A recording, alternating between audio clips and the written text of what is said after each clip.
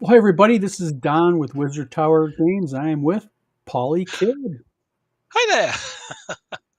Well, we are here to talk about our last go live on our Backerkit. We're going to be answering your questions. We're going to be talking a little bit about the Backerkit. We're going to talk about once the Backerkit, since we funded in 4 days, it only took. Thank you very much to everybody. Oops, that was me. Yeah, you can hear us, Get off. Paul. Get. You on there? Yep. Okay, just want to make sure. Paulie's about 9,000 miles away, so we want to make sure that the connection's clear.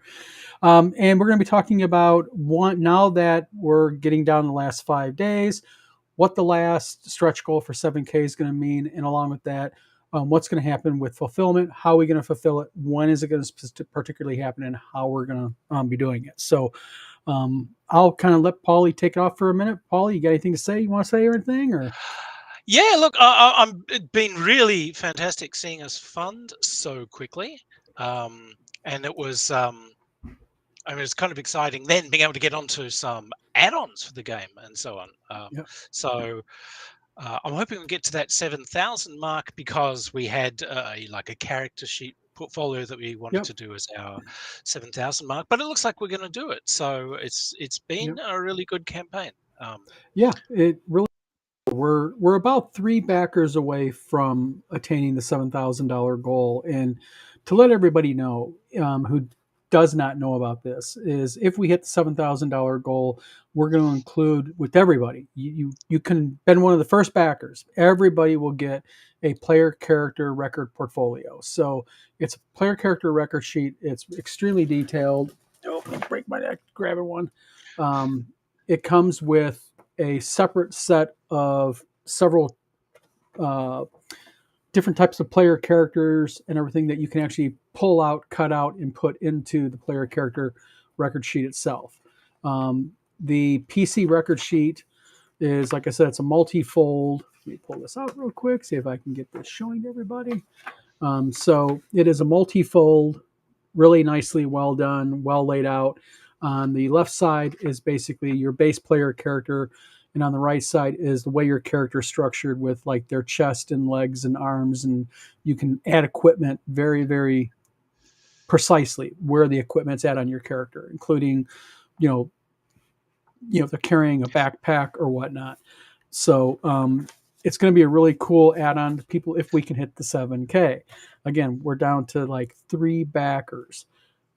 Scott, how you doing, my friend? Scott Mulder is a regular on here. He is a big supporter of Wizard Tower Games and also WizardCon, the convention that you're going to be remotely going into in April. So, Scott, appreciate you coming in here. Um, so, I guess before we kind of get into things, I want to talk a little bit about fulfillment because that's been a few PMs and a few emails that I've gotten. People are going, when exactly is it fulfilling and how am I going to get my stuff? It fulfills in May, right after a game convention called WizardCon. Anybody who supports the project and they go to WizardCon will, and you let me know you're going to go to WizardCon with it, we will be, it'll be basically, you'll be able to get it then. Real quick, we've got a question. Um, in base Ace asks, will the character sheet be on cardstock or regular paper? In base Ace, it will be on heavyweight paper. It's actually a specialized paper. It's not your standard. The closest thing you can get to it is if you go to the store and you buy like a 32-pound paper. This is about twice as heavy as that. So it's extremely heavy, very heavy duty, and it'll last you quite a while. And let's keep in mind one thing: you're going to get a player character pack. It's not one player character record sheet in there. There's four. So you get enough for a group of four players to all play the game. So you just don't get one. Um, Terry R, how you doing? Thanks for tuning in. So, kind of back to fulfillment. So, how fulfillment is going to happen is we basically have the game edited now. We pretty much have art in source. We're going into direct layout on it, and what will happen is we're ready with paper. We're ready with the board stock for the case binds and the hardcover or the soft cover cover stock. So on our end, we're ready to go with this. So it will be definitely fulfilling in May. What will happen is people will get their products sent to them, whether they chose add-ons, minis, whatnot. And then what will happen is at that time, before that, everybody will get their PDFs. So the first wave comes 1st of May, PDFs all go out. Boom. And then within the first week to 10 days of May is when people start seeing it through their backer kits, tracking numbers going up on there. So we're in a good, comfortable place with it. Yay! Exactly. So, anyone have any questions about the game? Anybody have questions about the backer kit? Any questions for Paulie? Feel free to ask in the comments. But so we're cocked and ready to go here. So there's going to be there. We've kind of planned ahead on this. We did not want to see any um, product issues, customs issues. We didn't want to see any issues with being late getting product and such. We wanted to make sure that we had all of our material we need in order to make the game on hand before we went ahead and did the backer kit. That's why the backer kit kept getting pushed back. So, but you want to say anything about the game, Paulie, or anything? Or Um, yeah, I mean, there's been like those final edits through to make sure that our text is right. Obviously, as it's being laid out, there'll be a final check for all sorts of other things. Any chance you might get novels in this setting? It honestly depends on how popular it is. Mhm. There's not that much point spending an entire year doing a novel based on something that no one's heard of, unless I feel incredibly inspired, just to do it for the hell of it. But Mhm. And it's you are it's going to be certainly publishing underneath us also under our. We're actually branching out to Wizard Tower Press, which is going to be a book and game publisher. So, Paulie's actually one of our first people that's going to be putting a game or not game, some books underneath that. Excuse me. So, yeah. and I think you're right, Paulie. I think it's going to depend on a lot, how successful Stars and Sales is. Yeah, But I mean, in my original, well, my old role playing game, Lace and Steel, I wrote a novel in that setting, Moss of Curbridge. That was the first novel that I ever got published, and that was, I was 20 something and full of enthusiasm.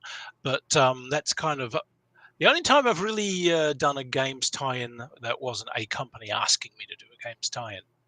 Um, and I have enjoyed those a lot.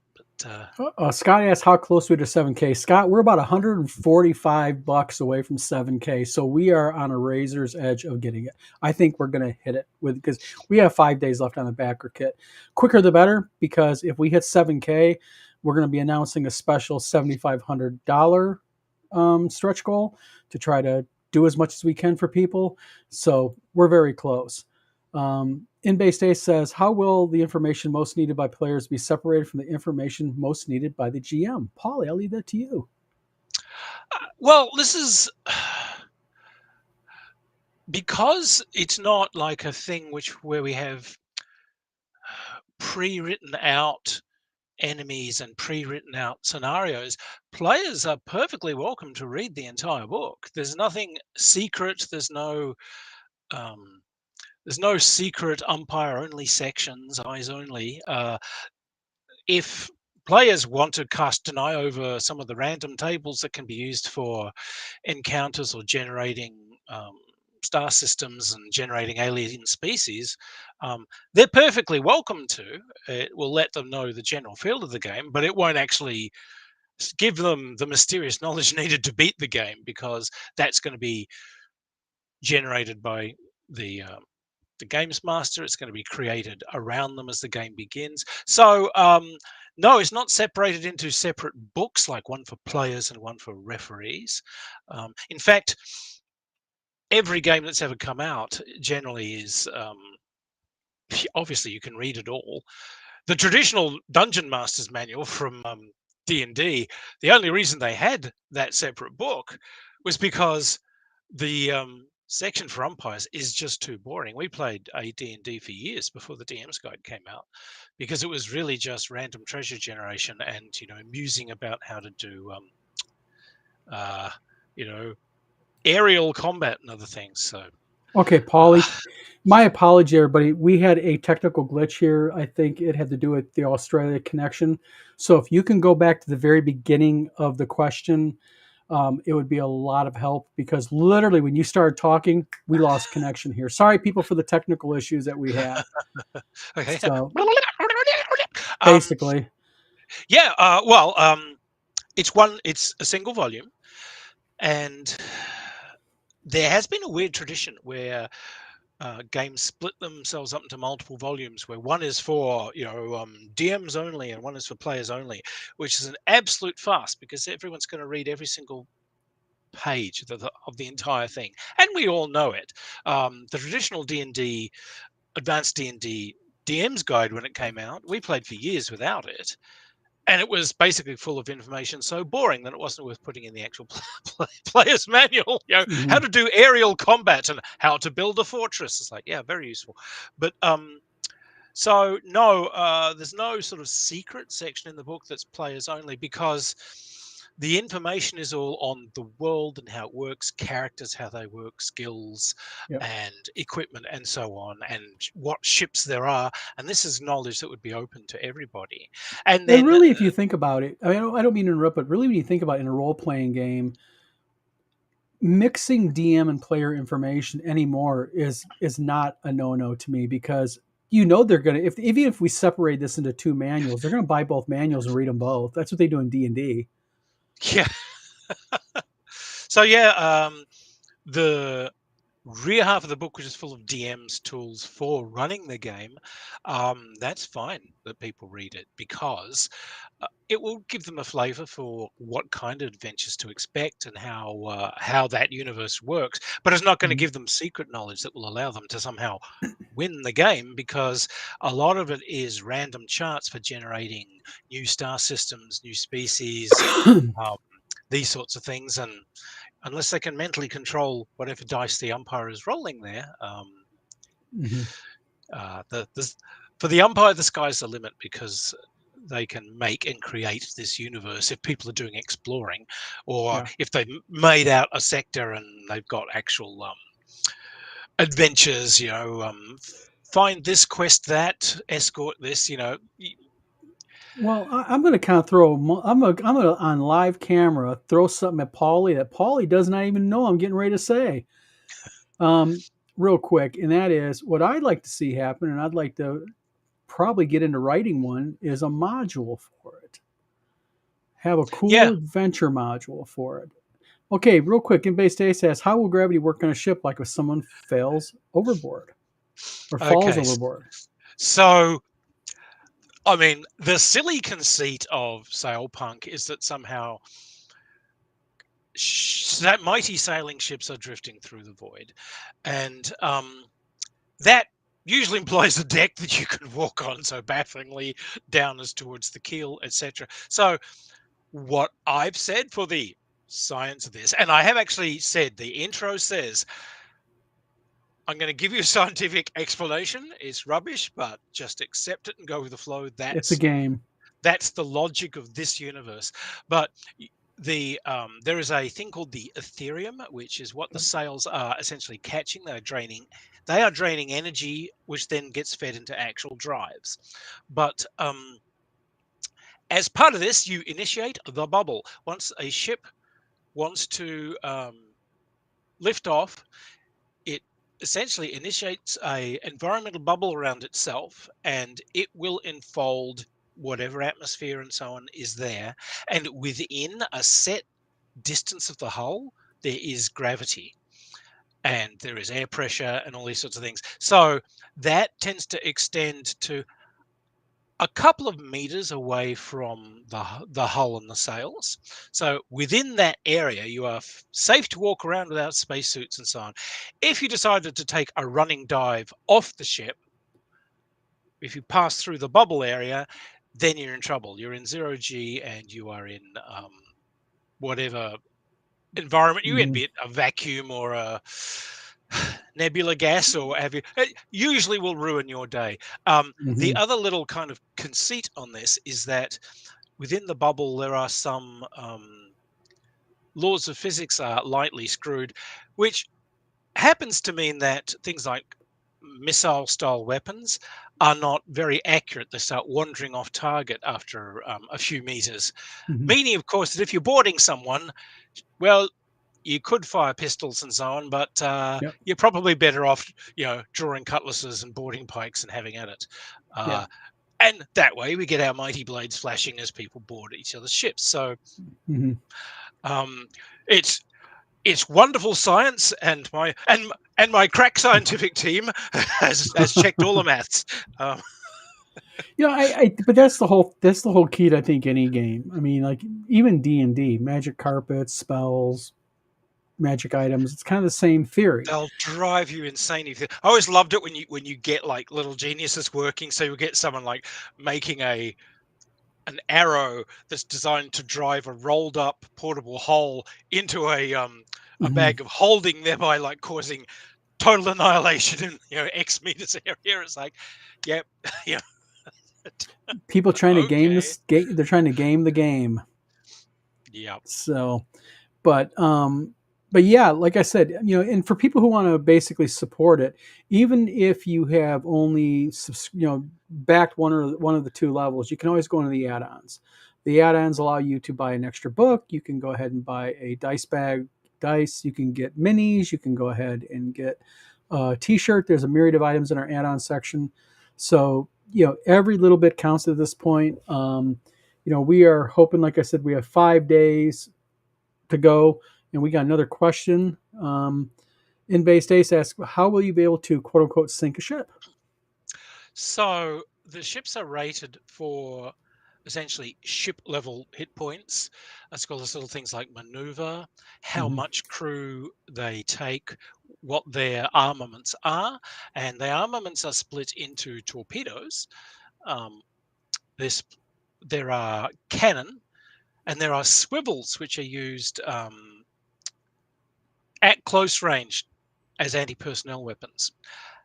Uh, so if you are fighting in the ship-to-ship system, you check for wind gauge, which is to see who has the actual tactical advantage. If you've got the wind gauge, you can elect to flee if you can. Obviously, if he's a faster ship, he might catch you. But if not, you have to fight. Things start off at cannon distance, and as you check the captain's tactical skills against each other as modified by the ship's maneuverability and so on, you can choose to close or open distances. If you go side to side with someone, you can board them. If you strike a ship with cannon fire and so on, it does damage off the ship's hit points, but Yeah. for every weapon, personnel weapons as well as ship scale weapons, if you roll your damage and max, you keep that number and you roll again. Or at least that's for the personnel weapons.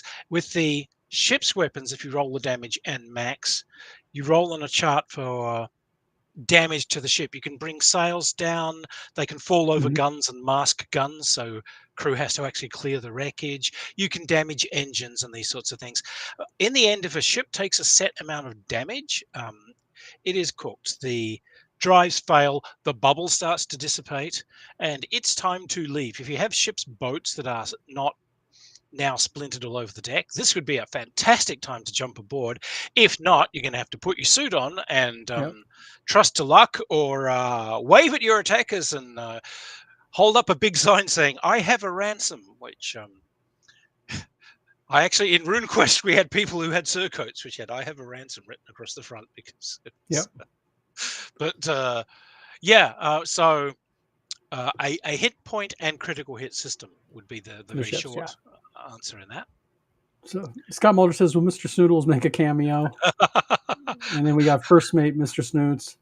Well, we do have art to come. We had we had an artist initially who did some of the art for us, and she had a cartoon style that beautifully matched with, say, Mm-hmm. the kind of the Disney films from this genre. We are Yeah. getting some other art in as well, but Yes. of course, since there are so many possibilities for creatures, I guess we could always stick one in. But there are actually companions in the game, so Yep. you can get a a pet, and it's not necessarily just a parrot that says pieces of 8. There's a whole random thing for Yep. what they look like and what they do. Yep. So yes, you could have a thoroughly irritating small creature that just follows you around, or Yep. God help us, that you actually paid good money for. Um, Tom from Tabletop Tap Room says hello. By the way, Tom, thank you for tuning in tonight. Glad to have hey, you here. And then Scout Mulder says, howdy, Tom. Tom is going to be at Total Con here coming up in about another, God, less than 2 weeks now.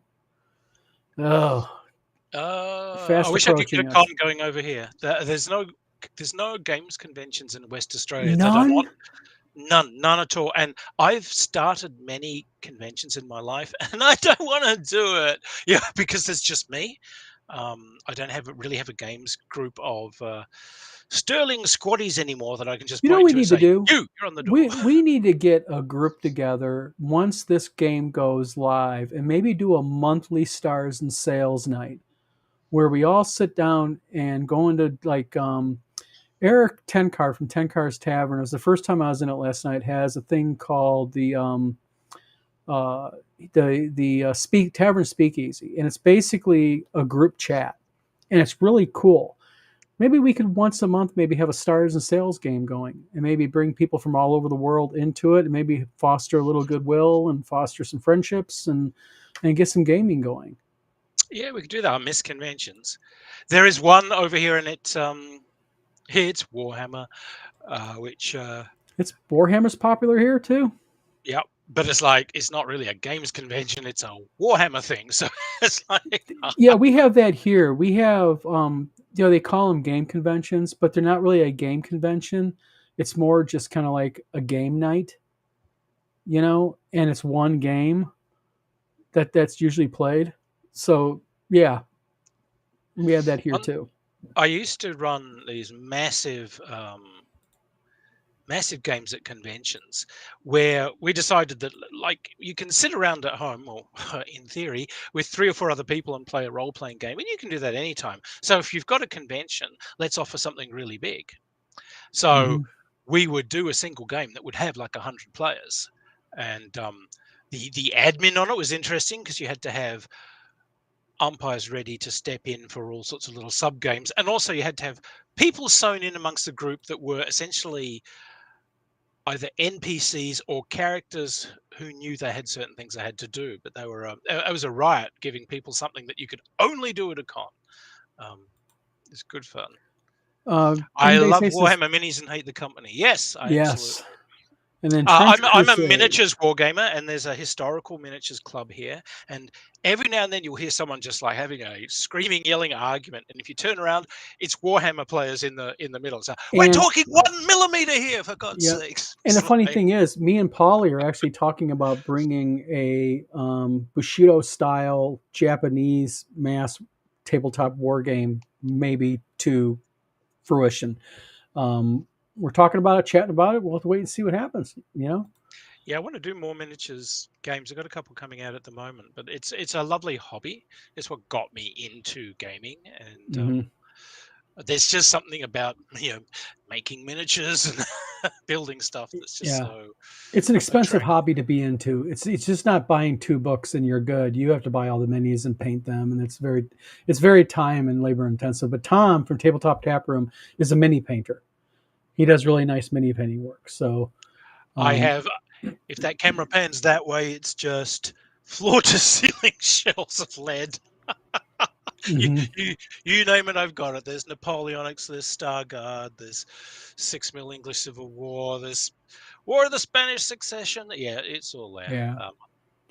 But I think there is, tabletop wargaming and Warhammer has proved it. And so there's a World War II based tabletop game. I forget the name. I just had it on the tip of my tongue. Bolt Tom, what's action, that World War II? What's that? bolt action. Bolt Action. Yes, Bolt Action is widely popular here. And actually, for the game convention, we actually upset the local Bolt Action group because they wanted to come to WizardCon. I was like, yeah, sure. And they're like, we need like 20 tables, 10 by 10. And I'm like, excuse me, 20 10 by 10 tables? And they're like, we ten need them foot all by ten weekend. foot. 10-foot by 10-foot tables. And I'm like, I get your passion, guys, but can we, maybe bring this down a little bit? And I really upset the local bolt action guy really bad in the local group over it. Tabletop Tapper says, "I'm love war games where gentlemen's rules hold sway and people are not assholes about a quarter of an inch." I agree. I mean, but then again, from what I hear from Bolt Action is very, very intensive like that. Yeah, actually, Um, oh, there's a game called A Gentleman's War. There's a page for it on Facebook, and it is like an old school game. It's got its roots in things like, well, it's got its roots in good old H.G. Wells, but it takes a lot of the 1970s kind of rules ideas and modernizes them so it's actually playable. And yes, it really is a kind of it is literally a gentleman's war. And it's got quite an exciting little turn system and so on. But that is kind of someone that feels your pain, someone that mhm. says, let's get out of 500 million charts, tables, and arguments and get back to Well, having something real that's fun. quick, Inbase Ace asks, what do you prefer nowadays, plastic miniatures or metal miniatures? So, what do you prefer, Polly? Me, oh, it's got to be lead. I like Really? that. Oh, it's got to be the heft. It's got to See, have the thud on the I, table. we gotta have an international disagreement here. I actually prefer. Um, in fact, it's a form of 3D printing that we can do because we have large format printers, and it's actually it's an ABS style plastic, and you can get very, very fine detail on it. And what I like about it is with plastic you can get better detail than you can with lead. 7 Years War. Yeah, sorry. Yeah. So it's all. I think it's all personal preference, but there's a big thing against lead here now because of the danger of it, what it can do to Oh, people, and I love my so lead. Uh, yeah. there's a friend of mine runs Eureka Miniatures in Melbourne, which is a really good miniatures company, and they make lots of unusual things. They've got a range. I want to paint, and I haven't got a game to put it in, but it's basically intelligent frogs marching around with like muskets, and got a big Hmm. fat frog king being carried on a litter, and they just look so good. But anyway, he because he's always casting lead, he has monthly blood tests to check his I'm going lead to pull levels. something up and show some people something real quick while you talk that I think they'll find interesting. A little trick with plastic minis. But go ahead, Paulie. Go ahead and grab the questions and everything while I real quickly pull this up. But you don't know, yeah, yeah. Oh well, no, I still actually I've got a whole pile of lead in the corner. I've got to get around to painting. I if you watch my channel, I review a ton of games, and there's some miniatures games that have really excited me lately. And one of those was designed for 2 mil troops. Um, I play a lot of 6 mil, so 2 mil was interesting because it's a real helicopter view, but I really like it because it's the grand tactical view. So one maneuver element, which is probably about the size of, I guess, a playing card, that's a Roman legion. So you can play like the great battles of antiquity and actually have them on the table. And yeah, so none of this 25 mil stuff shuffling around in lines like a scrum on a rugby field. It was like, no, this is it. You're sending the light cavalry sweeping around the sides. The Legion boys are pushing forward in the center. It's quite an exciting game. So, boy, how do torpedoes work in the game? Well, the torpedoes are essentially they are heavy, so you can't carry many of them. When you're designing a ship, some ships have the option of um, taking some of their cargo section out and instead replacing them with torpedo tubes. They're one-shot weapons, and essentially it's a thing that you let fly, and your opponent can, if they know they're coming, roll to dodge them. So it gives you a little bit of extra oomph, but it's not necessary, and it does carve into your cargo space. So if you had a specific warship, it is likely to have some, or you do have some ships that are essentially a torpedo boat. They really don't have the size and weight to carry much of a broadside, but they Hmm. can stick a couple of torpedoes in, so they can like accompany larger ships, let fly and run like hell. So, Hmm. Paul Catrone asks, Paulie, is there an old school naval war game that is the basis for your naval combat mechanics? um, eh, Not really. The first war game I ever played was actually um, it was Ancient Sea Battles by the London War Games Group, which was triremes and galleys, and so that has always stuck in my head as great fun. Doing ore shears and so on was fun, but and then of course there was Wooden Ships and Iron Men and Hmm. all those great fun miniatures games. So, but what is needed for a role playing game is something that's more abstract. We don't want we don't want people niggling over maps and windage and Yeah, inertia, make it and overcomplicated. so it is abstracted. But the one thing that I was keeping in mind, because it's a thing that's usually skipped in a lot of like science fiction games. You got ship to ship combat. Is what do the characters do? How do the characters affect this? And are they in danger? So your characters can actually take over guns. Take over groups of Marines. Your characters might be doing the tactical roles and so forth. And when there are casualties taken, you do check to see if people are Yep. injured and so on. So, because it's their story, and so we need to know what's happening to them in their story. Hmm. Um, Well, real quick, for people who are wondering about the weight of a mini, plastic tends to be really lightweight. And I'm going to show you guys something here real quick. If you want to increase the weight of your plastic mini, what you can do, and I'm going to go ahead and pull this up, is this is actually a mini for D20 delving. And underneath the mini itself, there is a space. And you can actually pour some resin epoxy in here or some super glue and put a washer. There's enough space. And what that'll do is that'll create one washer creates a lot of weight um, in it. So just kind of a real quick, if you want to add weight to your game, there it is. But you kind of yeah, have to, because if someone goes, "Phew, that was a close one," everything. actually, believe it or not, I know you're gonna hate on plastic. We get that, Polly. You like your lead, but you got to keep in mind one thing, and these bases, and they're a 28 millimeter mini.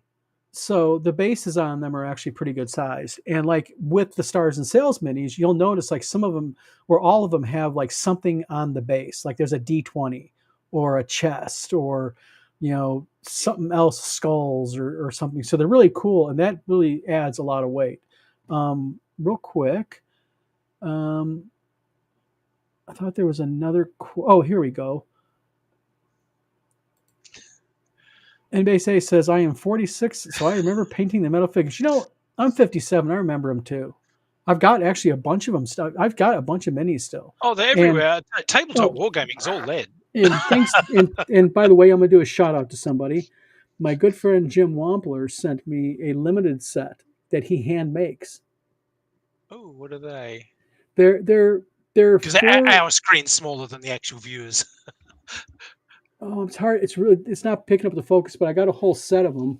Um, I believe they're from I believe oh, I don't want to say MC. It's either MCC or DCC, but they're little minis, and he hand makes them, Oh, okay. and he does Oh, such very nice cool. work.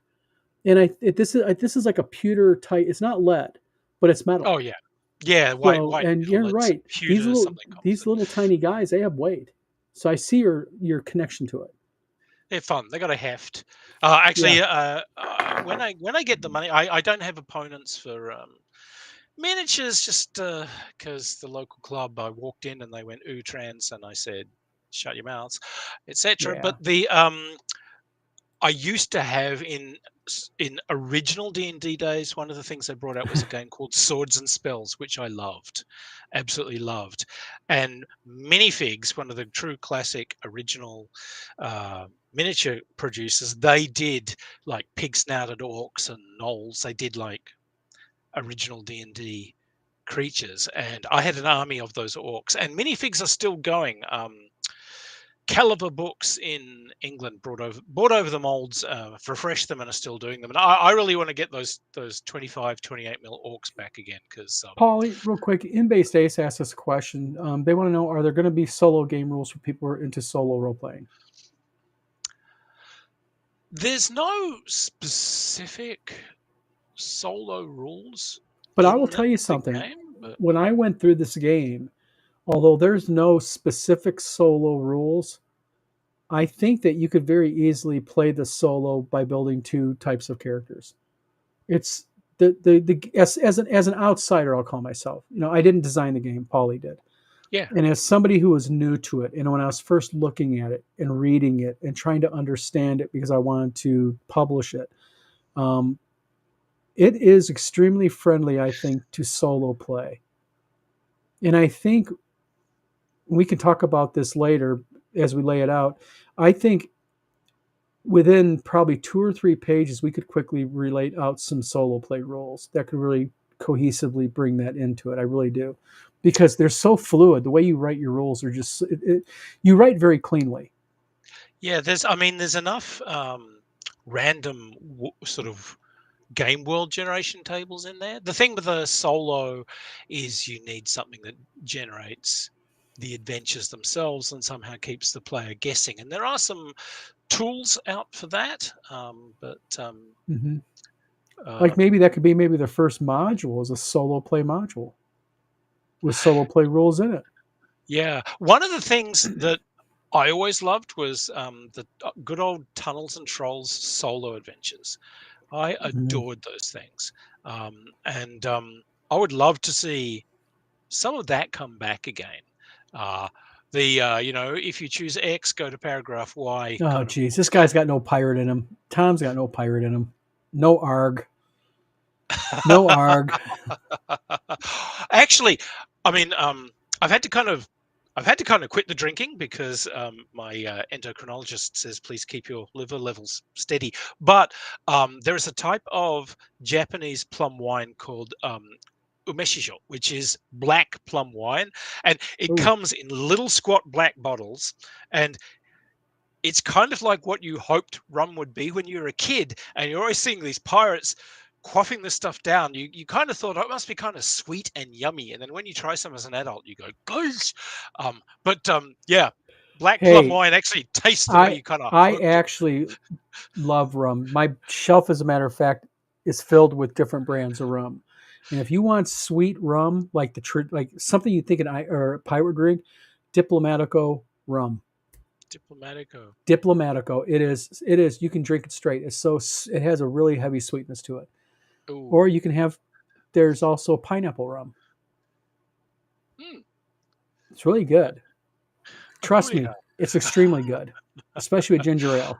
I hadn't realized because I've just come back from spending many, many, many weeks in India. I hadn't realized that toddy is actually a drink. Yes. You always hear about someone having a hot toddy. Toddy is actually a alcoholic drink that is brewed from the shoots that come out of coconut palms. Um, so like, ha! So, what are you doing? We're making toddy. Tell me about that. So I did try it, and it was interesting. Yeah, it is kind of like a sweet rum. I tried Arak Hmm. too, which is, See, that's why I mean, I don't eh, like bourbon or whiskey because I don't like the heavy burn of the drink. I don't like the flavor of it. I prefer a more sweet drink, and that's yeah, why I prefer. I have a lot of different international rums on my shelf up there, and if they're kind of like been chosen via a lot of experience. So I got my rum brands down, but I got a little bit of everything. I got three different brands, three different types of I probably Diplomatico up have there. way too much here because one of my habits on my channel was to always have a different alcoholic drink as I was drinking.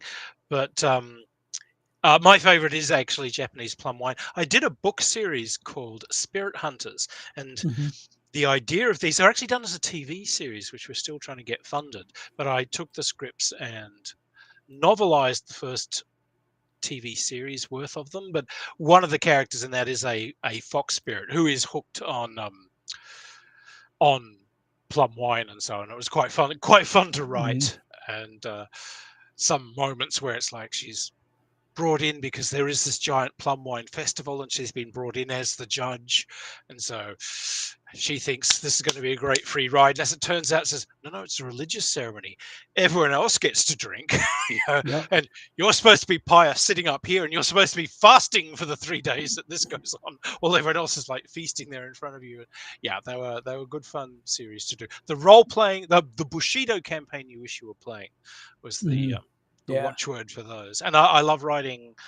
I love writing books like that.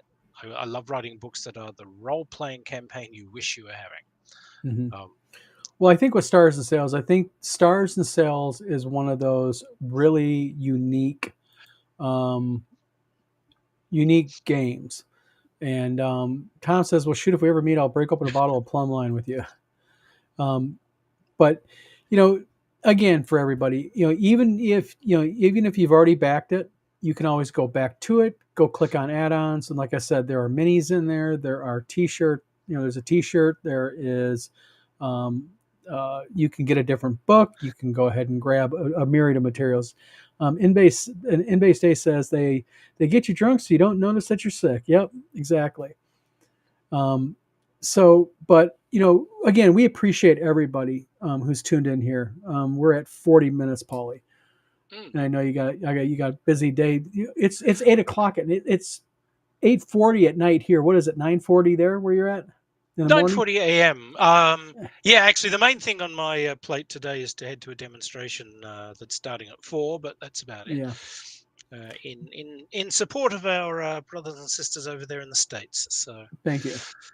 um, But basically, we got 5 days left on the backer kit. We are probably again, we are only like three backers away from getting the $7,000 goal, which gets you the player character record sheet pack. And again, you get four of them in the pack, so you're not just getting one, you're getting four, and then you're getting several sheets of player characters, so that you can cut out and put on to emulate whatever style character you want. So, the backer kit, we're going to put the backer kit. It's been scrolling down below. You can go to backerkit.com and simply search Stars and Sales. We pop right up when you do that. And I'm also going to pop a link to it in the description once we're done with the show here. So, again, we appreciate everybody who's been in this live, everybody who has helped us and brought us there. Um, we are so close to 7K. I haven't checked it. Let me check it real quick. Yeah, we are very close to 7K, and